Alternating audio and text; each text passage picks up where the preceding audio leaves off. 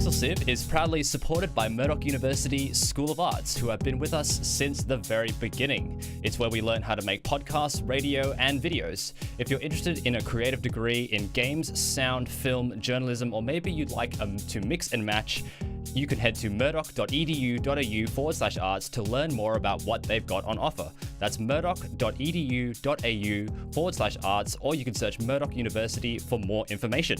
Murdoch University School of Arts, proudly supporting Pixel Sieve.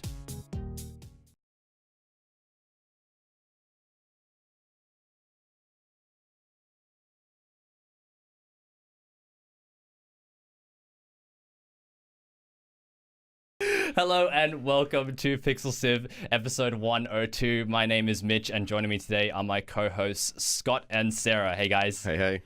And hello. Hey. Now, if you're joining us for the first time, Pixel Sieve is a show dedicated to indie games and their stories from all over Australia and around the world. Our guest this week is Sean Simon, also known as Those Six Faces. Sean, thank you for joining us. Thank you.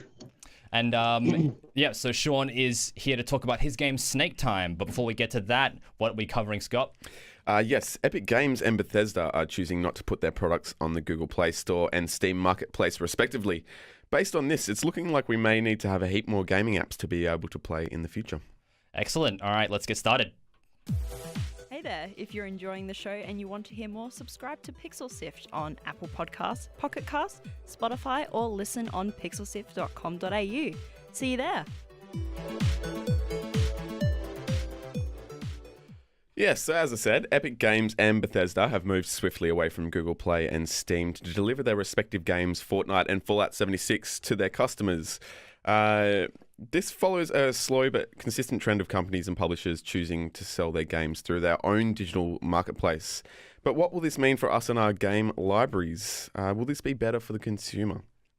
This means I'm going to have to download like a new launcher for every game I want to buy, right? Basically. And also remember a new email password, login access. No. But I mean, in saying that, you do already have a few. Mm-hmm. It's probably going to be another 3 or 4 on the pile, I'd say, if that's the way things goes. But most games that come, like most AAA games at least, that come through the Steam store, I think also have a little bit of a login, like a third-party login anyway. Sarah, is that true? You play a lot more PC games than we do. I wouldn't say a lot, but I've noticed like there's a significant number that I've personally played myself. I mean, I've only played a very specific number of certain games, but out of my entire Steam library and games that I played over the years, I've noticed that a bunch have required me to make a separate account. Now, I don't necessarily have to log into that account every time I go to play a game. Oftentimes, it's just like a one-time thing, and they just require you to make an account with them. For example, Evolve, when that came out, I had to make a separate 2K account for that or something. So I logged in, I signed up the very first time, then it never asked me for it again. Other games, such as Rainbow Six Siege, however, they actually load up through the Ubisoft launcher, but that's all connected through Steam. So I go to my Steam library, I go to boot up Rainbow Six Siege, and then the Ubisoft launcher boots up. And I had to have an account with that, obviously, which I signed up when I first bought the game. But it's kind of got this weird kind of integration with Steam almost. But, obviously that's very different to situations like Origin, which are just basically, it's its own hoster. It's got all its games on there. But yeah, I've noticed that a lot of games do require you to have your own account with them. So already we've started doing that, but they don't always require you to log in every time we boot up. So that's a really I guess good for point, me, actually. it's not really an inconvenience for the time being. Obviously, unless someone steals my password, though. Yeah, as someone it keeps trying to do with my Epic account, I told Facebook, I was like, you can have it, just ask me. Yeah, just have it. I don't really care. Sean, as a developer and as someone who has a game on the Apple Store, what do you make of all this? Well, one of the things with having all these different launches is, for me, it also takes up some space on my hard drive. So if I've got like, say, Origin or Steam or a few other launches, it takes up some space. Another thing with having multiple launches is, with me especially, or this I've noticed this with other friends, is that it's very satisfying to have Steam as something where you've got all of your games, you've got a whole library, and you're just scrolling through your big list of games. but rather when you've got a scarce amount of games in different locations and different launches, it's kind of it's kind of like you have to really sift through the different launches to really look at how many different games you've got. So me as a perfectionist, I really like to see all of my games or things like that in just one repository, self-contained library. I completely get that. I mean, it's a bit of a double-edged sword there, though, isn't it? Like, you want to have all your stuff in one place, but then you also don't want to kind of like pay into the monopoly that is becoming, that is Steam. Absolutely, yeah. And it's I have to say though, when you have all your games in Steam, Steam does still have the option to import games into Steam. Yeah, you can. So let's say if you get one of these, let's say you get Fallout 76, you import it into Steam. Now, I'm not an expert on this, but theoretically, you could just launch it through Steam. So it's kind of in your library, but it's not linked to your Steam account. But it's just there. Like I could put Photoshop into my Steam library if I really wanted to. Then I'd have a Steam overlay in Photoshop, and everyone know I was drawing. But like.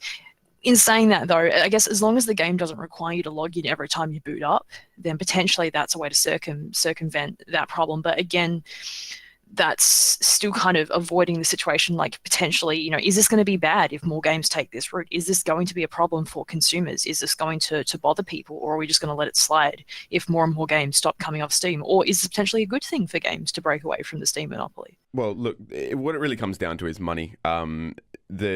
With a lot of these digital content delivery systems, be it games or music or anything, they generally take a 30% cut as a general rule. I mean, I'm sure there's a fluctuation there between whatever, but like iTunes, Valve, even we're talking if you're into music stuff like Beatport, TrackSource, all these people, you're selling your artistic wares, they're going to take a 30% cut just for having their digital shop, which to be fair is runaway robbery, but like that level of fee scraping has also been happening for a long time in like the artistic communities. So I kind of like that they're going away from that because I feel like 30% is it's a bit of a piss take. Another thing we do need to address is in the case of Fortnite and Epic and the Android store, and they're ignoring the Google Play Store, is they now have to disable some security on Android devices to actually put the game on the phone. Well, absolutely. So, I mean, you're coming in through the side door, so you're going to open up so many potential security risks. But also because you're not going to a proper store, there's going to be so many rip-offs and traps for younger players. Think about how many rip-off games are on a legit store like iTunes. Yeah. Imagine getting out on the internet and just typing in Fortnite. It's going to be crazy. Yeah, the Epic CEO said gamers have been proven to be able to adopt safe software practices, and gaming has thrived on open PC platforms throughout many sources. And he cites marketplaces like Steam, Activision, and Blizzard's Battle.net. That is a good point. That's pretty optimistic, I think, actually, because they can't not know how young Fortnite's audience skews. That's exactly what I was about to say. He listed off, let's say Blizzard or Riot. I'm not saying that it's specifically or in any kind of way an older market, but Fortnite is particularly young, and you've got these things about parents buying lessons for their students, for their kids, and like when I was in Epic Games very recently, it was a mum with this young boy asking something about Fortnite. It was like, it's the hot thing at the moment for young kids. So they're going to be the most at risk. Yeah, okay. Speaking of hot things at the moment, if you just joined us, we are Pixel Civ. My name is Mitch and I'm joined by Scott and Sarah. And this week we have Sean Simon with us, and he's here to talk about, and we are currently talking about the move away from to traditional digital marketplaces, in favor of self-publishing almost, and things like Steam and Google Play Store are becoming less relevant. See, as far as that side goes, with the lack of kind of people making money from the creators of these, let's call them works of art at the moment, is that it takes the monetary side of things and the gain back into the publisher and developers' pockets, which I do like the side of that. One thing I have noticed in regards to like consolidating all your games is the chat program Discord is beginning to kind of fill that gap. Yes. So I've noticed that one of Discord's recent updates, I can't really remember which one it was, but on the home screen, I can now launch my games from Discord. You can also join us on our Discord. You can also join us on our Discord. Where we talk about all things Pixel and Sifty. But yeah, I mean, I for one feel good about this move. I know it'll be annoying having an extra launcher and all the extra stuff that comes with it, but I think in the long run it'll be better. And then, like Sarah said, we've been doing those similar things of having a specific login for that company or publisher for a very long time. I've had a BattleNet for very many years, and I've got like I said, I have the Epic account as well. You just do it; it's part of the course, and this will just be a new part of it. Awesome. I think that's pretty much where we can leave that. I would like to get started on talking about Snake Time. Sure. Coming right up. Hey, Mitch, what are you doing this Friday? I'm playing Fortnite this Friday. But didn't you hate that game? Yeah, but I'm going to go get my pickaxe anyway. What time is it on? It's on at 7:30 p.m. on every Friday night. We play Fortnite, and I hate it. You'll love it. Ugh. On twitch.tv/PixelSift.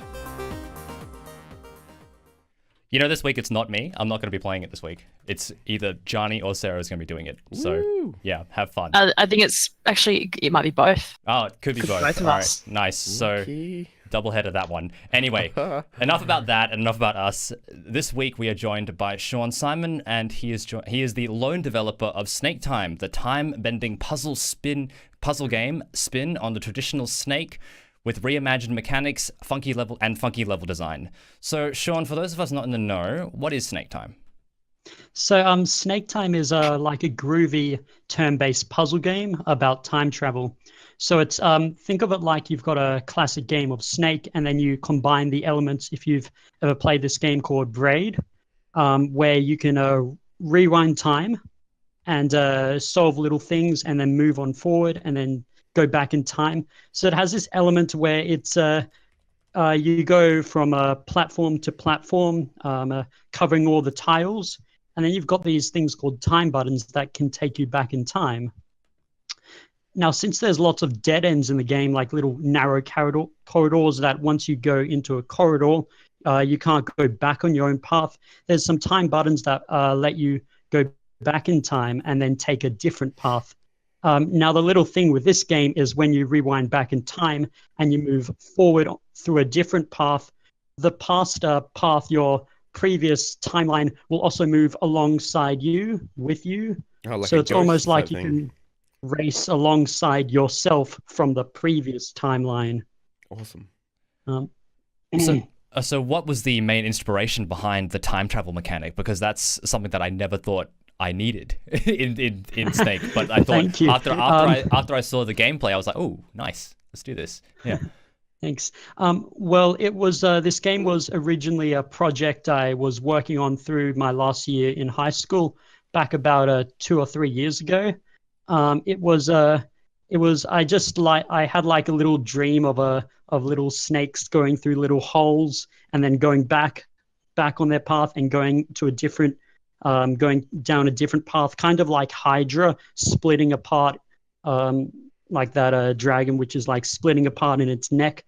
But I had that idea where you would have like something which is following a path, like just like Snake or light cycles, and then it goes back and then takes a different turn. And then that got me thinking, what about if I turned that into a more turn-based playable game? So I kept going through these stages of just trying to really work out this idea. And then I got to this prototype stage. So I had this prototype which I was working on, which was all 3D. Problem was it was very laggy, but it had my concept of time travel.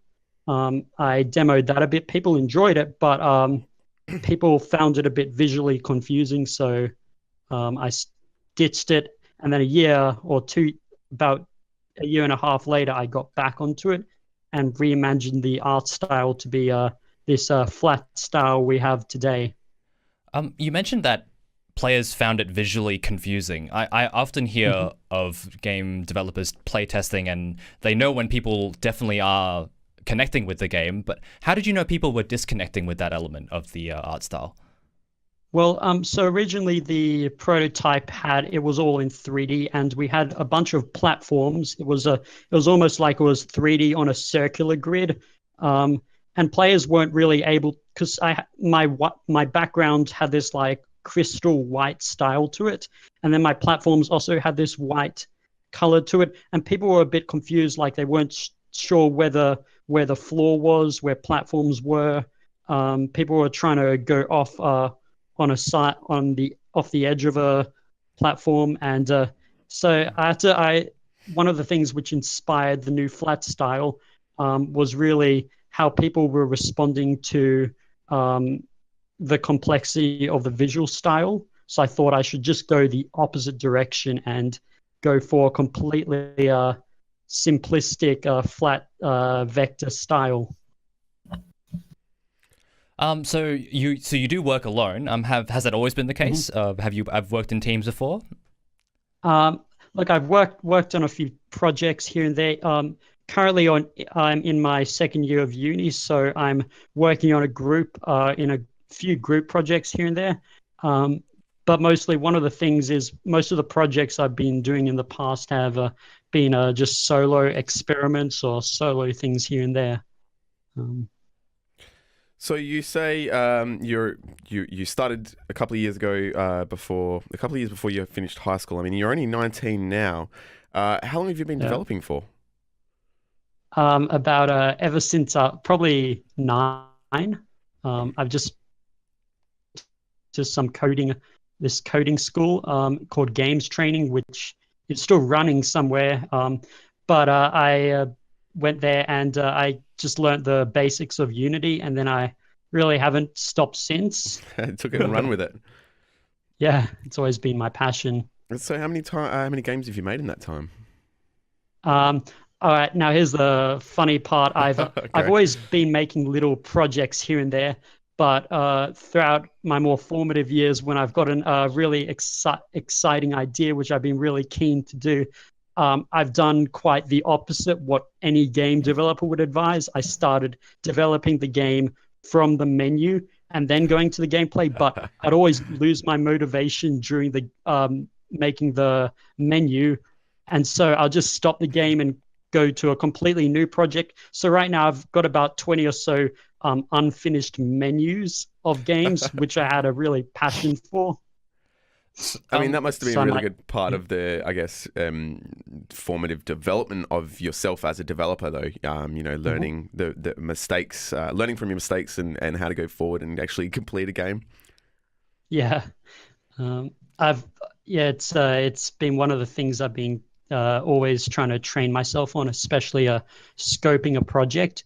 Because when I'm working as a solo developer, I don't really have that other person there to say, look, this is too ambitious. So I've kind of had to learn myself of exactly what I can get done in a certain amount of time, and then work towards these goals I give myself.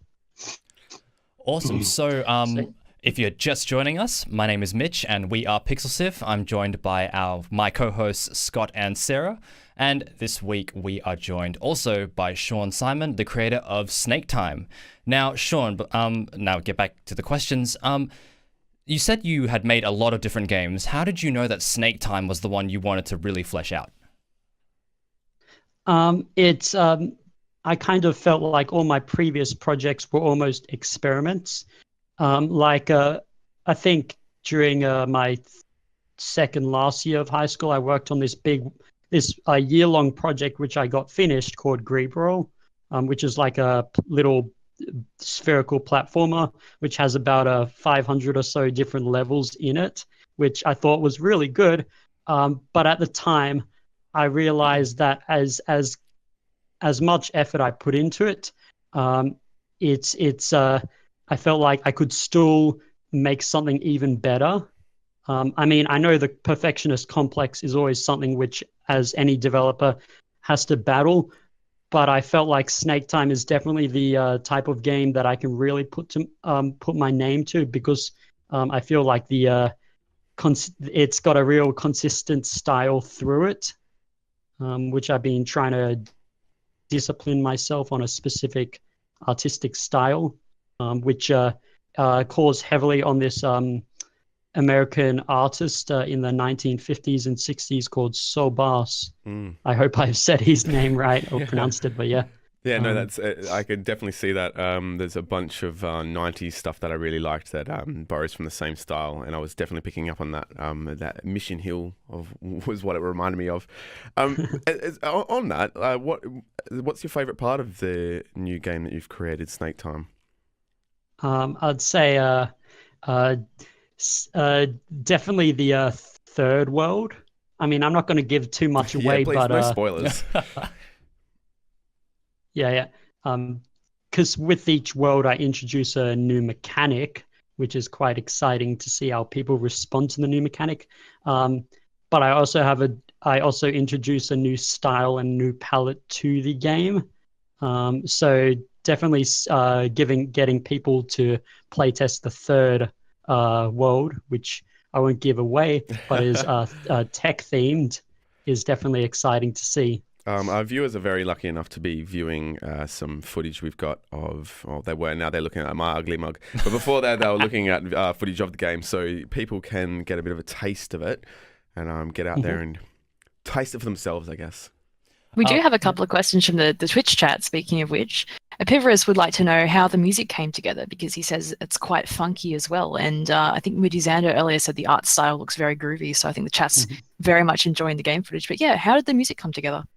With the music track, I for the trailer audio, I had a friend compose the track, Jody Toomey, and of Strange Band Audio. And one of the things is with the music, with each world, I have about a 6 or so minute track, which generates at a random point. So it's kind of like every time you replay a level, you'll always be hearing sort of like a different sound theme, sort of like a different ambient jazzy track in the background. Right.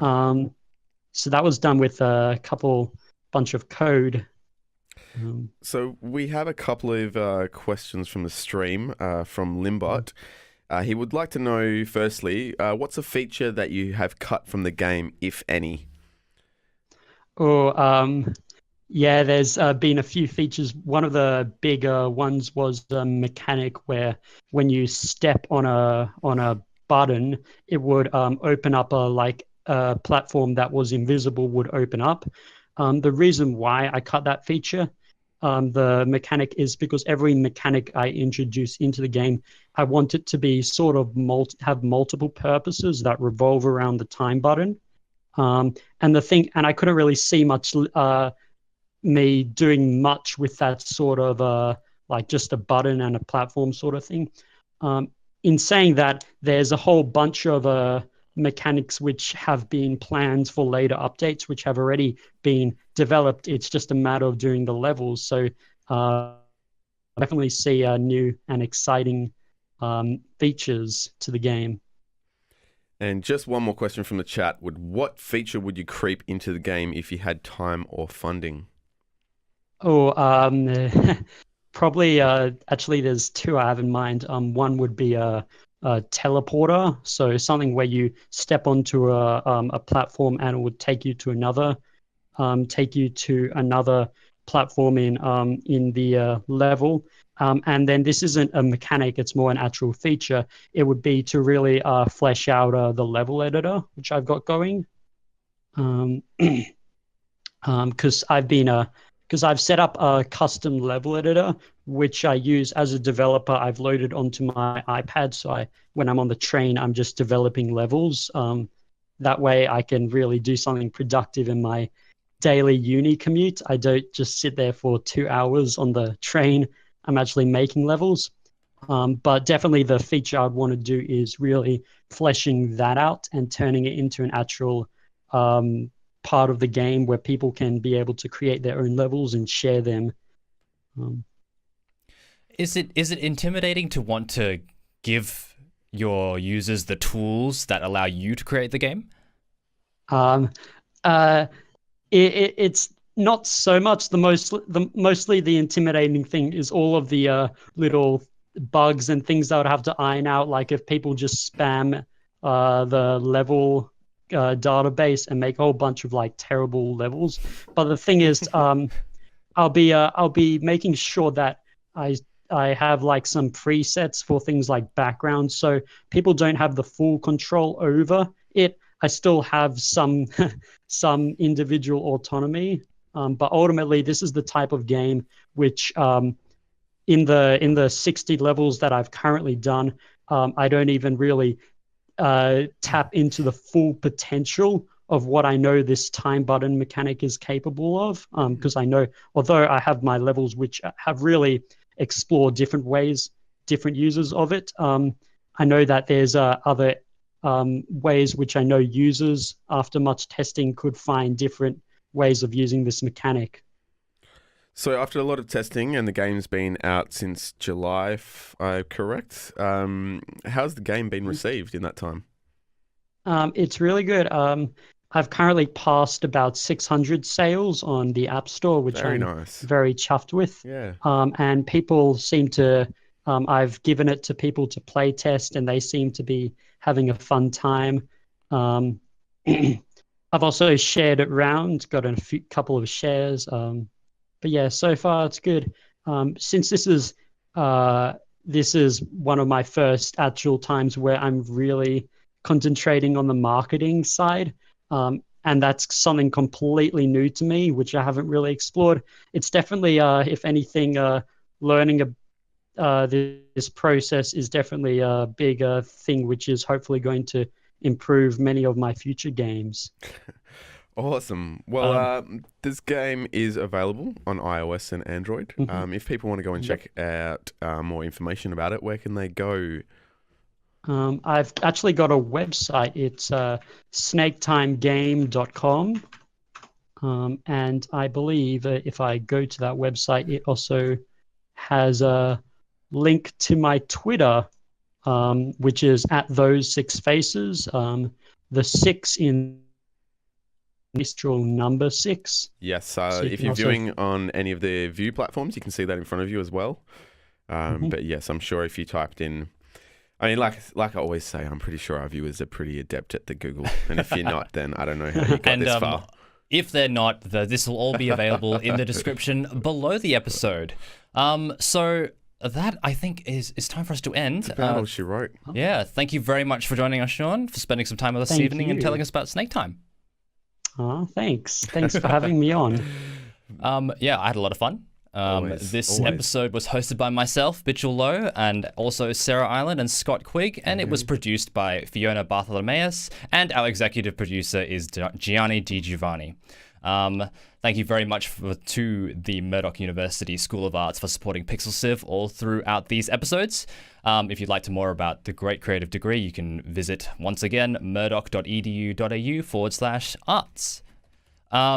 Awesome. So as always, we'll be sticking up the links to these topics we've talked about in the show notes on our website. And the best thing you can do to keep up with everything PixelSiv is head to our Discord, pixelsiv.com.au/Discord, and we're in there all the time, so you can have a chat to us about the games you're playing and the things you're reading, and even sometimes the developers are in there that we've had on the show.